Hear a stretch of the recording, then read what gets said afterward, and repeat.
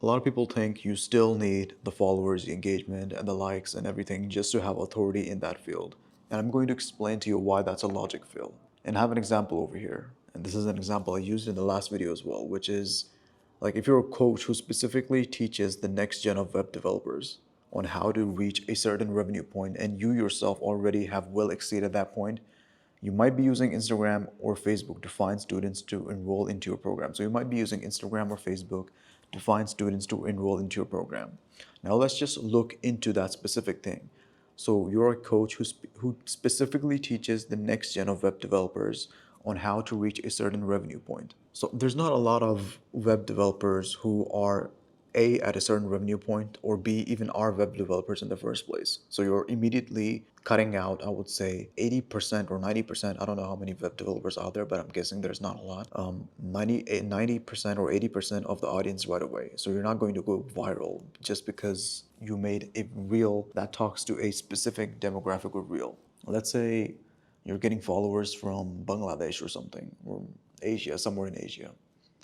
What are you going to do with them? They're not going to buy from you. They're not going to enroll into your program. Like, it doesn't make sense. What you need is just a good base following. Let's say even a following of like somewhere between 5,000 to 10,000 people who would actually buy from you. So in this example's case, it would be web developers who are at a certain revenue point. Now, I also wrote that there's a big disqualifier here that he is only targeting web developers, and I briefly touched on this.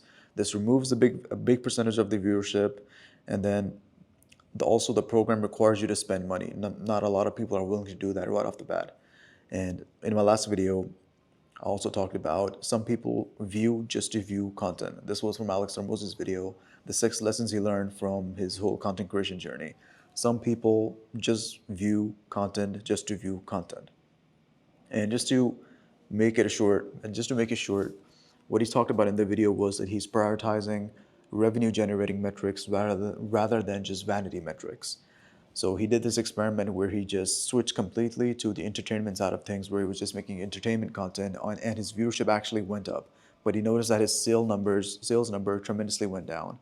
And he also gave this example where there was this guy who was doing 10 million a year on his business, which is doing pretty well.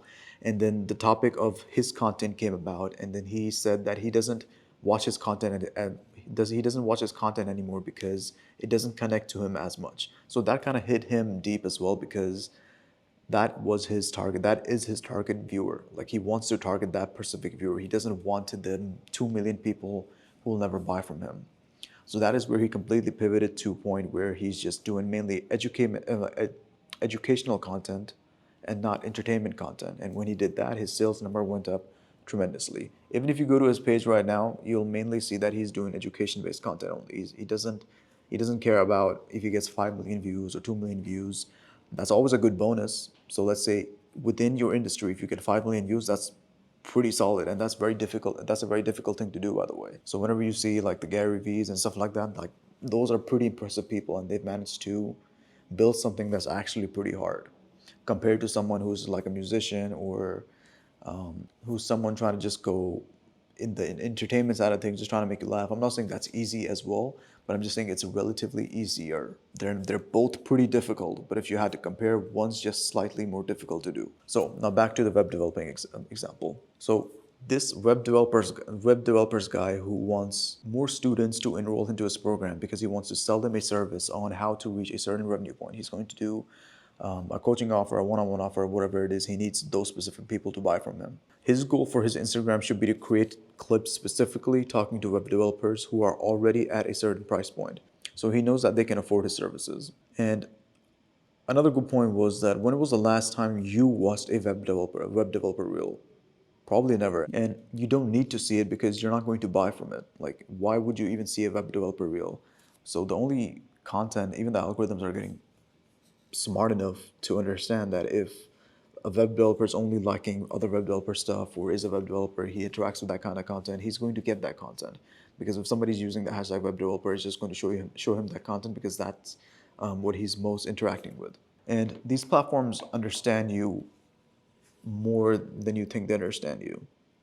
So for example, if you watch a certain piece of content, because the main objective of these platforms is that they want to keep you on their platform as long as possible. And how do they do that? Is to tailor the experience as much as they can for you. So for example, if you watch a lot of motivational reels, for example, they will show you a lot of motivational reels. If you watch a lot of animal videos, they will give you a lot of animal videos. It will be tailored to your experience. And that is where the virality goes. Virality is like an event diagram. It's like an overlapping section of where a lot of people like the same thing. So you, everyone in this room, they like the same thing, and that's where it goes viral. Like everybody likes the same thing, and it's usually mainly entertainment stuff, musical stuff, and everybody likes to laugh. Everybody likes music and stuff like that. So where comes that statement, everybody likes something, that's where a clip goes viral. So if you want to make a clip viral or something, just try inserting elements into your niche where people can say everyone will like this, stuff like that. So that is all for today's video. Just wanted to make a brief video in this.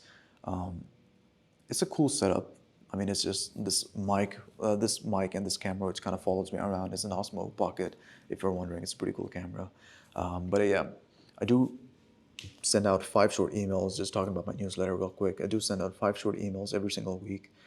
Pretty valuable. I would definitely recommend you subscribe to it. There's a short read. It won't even take too much of your time, 30 seconds at most. And if you're a service-based business who's looking for one-on-one help, there's a link, Calendly link in the description. Just click on that, and then we'll be solid from there. I'll see you in the next one.